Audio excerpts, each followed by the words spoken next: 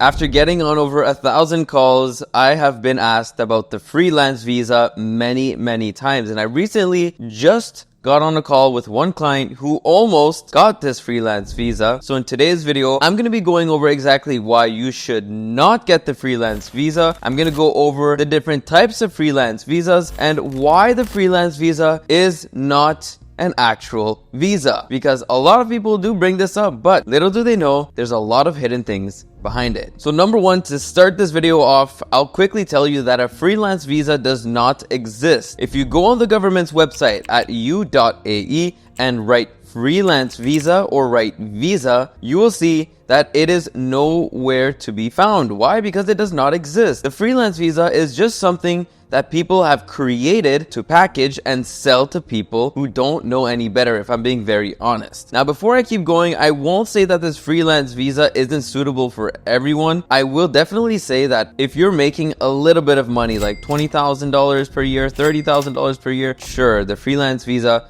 might be suitable for you because it's very cheap. But if you're making any more than that, or you plan on making any more than that, then it's definitely not suitable for you. So now let's dive into the types of freelance visas. And before I dive into the types of freelance visas, I want to make it very clear that there's two, types of getting a freelance visa. One is with a business license. So you're not actually getting a freelance visa, you're just getting a regular business license. And the second way is by being employed by a company and then working as a freelancer. So if you do get a business license, then you do have a business license. You don't have a freelance visa. You have a business license, but the reason why it can often be so much cheaper is because that business license and that business you now have will be registered in one of the worst free zones and one of the worst areas with one of the worst services and one of the most weird experiences, if I'm being totally honest. That's why it can be so cheap. So that's why when you go online and you search between the different free zones, the price varies so much. It's like with phones. An iPhone is this price, an Android is this price, a Nokia is this price. But at the end of the day, do they all do the same thing? Technically, yes, they can call and text, but they don't do the same thing. The experience is totally different, and that's why people go for Apple. That's why people go for Samsung over a Nokia or a Huawei. No offense. So a lot of people will just disguise a business license as a freelance visa when it's just a business license that has a lot less to offer, and the experience is a lot worse. Not only can you have more hidden fees as well, but you can also have more limitations. You might not be able to hire people. You might have less visa allocations. You might be able to have less activities or only certain activities. So it's really important to keep this in mind, because if you're just going to get a business license, just do it right the first time. And to add one more thing, one other way that people get you a freelance visa is by combining many people under one license so that you guys can all split the cost. So let's say the license costs $10,000, whatever it costs, okay? They'll find 10 different people or 5 different people and make you guys split the cost. Then $1,000 each if you'll send people. And this is one way they can do this. Of course, this is dangerous for two reasons. Number one, if one of the people in this company gets into legal troubles or has any problem whatsoever, everybody will be impacted. Number two, it will be extremely difficult to have your own bank account with this, because a lot of people are competing for bank accounts. Let's say Mr. X opens a bank with Wheel. Well, you cannot open a bank with Wheel because they already have one, and there's only so many banks. And again, if anybody gets into any issues, you're gonna face these consequences as well. Also, when it comes to compliance, taxes, all this stuff, right? Accounting. How can you possibly do accounting for a company with 10 different businesses under it? Like, it doesn't make any sense. So it's very dangerous. Watch out for this way, because unfortunately, this isn't even advertised. They won't even tell you there's multiple people under this license. So please be careful. And recently, this was one of the most common ways people would advertise a freelance visa. They would just sell you a business license that's a lot cheaper and call it a freelance visa, while the whole time it was actually just a business license. But on the other end, there's another spectrum of freelance visas that I find incredibly concerning. Number one, what some people will do is they will hire you under their company as an employee. They will then issue you a no objection certificate, which is a document that says they do not object to you doing business. However, this is not enough for you to be a freelancer. To do any business here in Dubai and the UAE, you need to have a proper license. Just being employed under a company and having an NOC or a no objection certificate isn't enough for you to do business. It's enough for you to be allowed to do business, but you would still need to go ahead and get that business license. So if you did do business without this business license, well, you would be illegally operating a business. You would be doing business without a permit, without a license, and that's not correct. That's illegal. You might receive money into your banks, but again, that's illegal.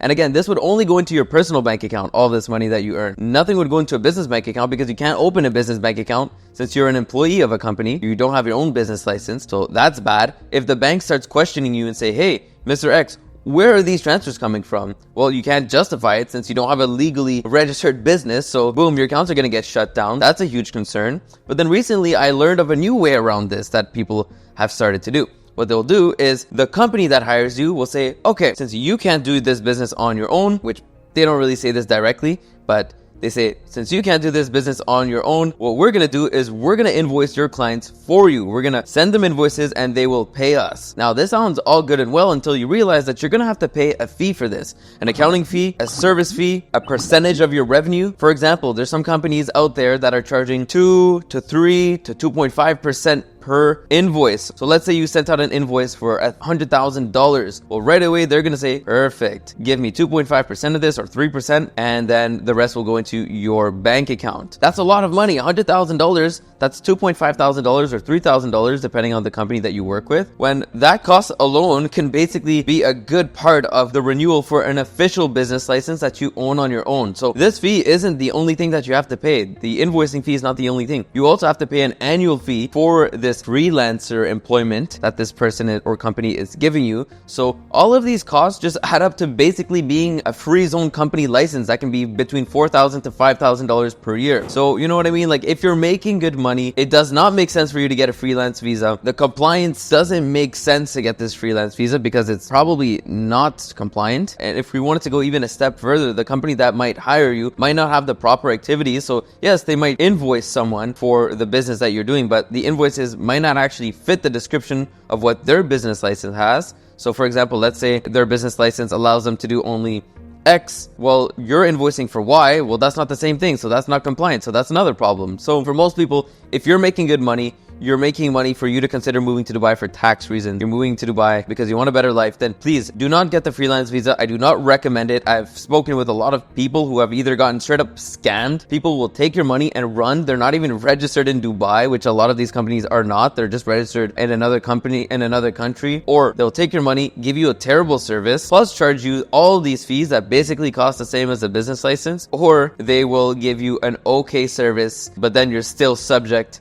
to all these fees and renewal fees that, again, would cost the same or less with an actual free zone license or mainland license. So important to keep this in mind, guys. Do not just get wowed by the low prices you might see online. Often it's low for a reason, and in this case, it is low for a reason. It's not the legitimate way to set up a business. If you have any business whatsoever, there's no reason for you to get a freelance permit. Just go ahead and get an actual license. Don't think that your business is too small for it. It doesn't matter if you make $0 or $1, you can register for a business license. And I always suggest to people to do it right the first way. So if you're moving to Dubai, then you definitely have the money to set up your business the right way the first time. So just do it right. Don't waste your money on a freelance visa because you're probably going to end up having to close this down. Pay fees to close this, by the way. They're not just going to let you leave without paying something. I know how these companies run.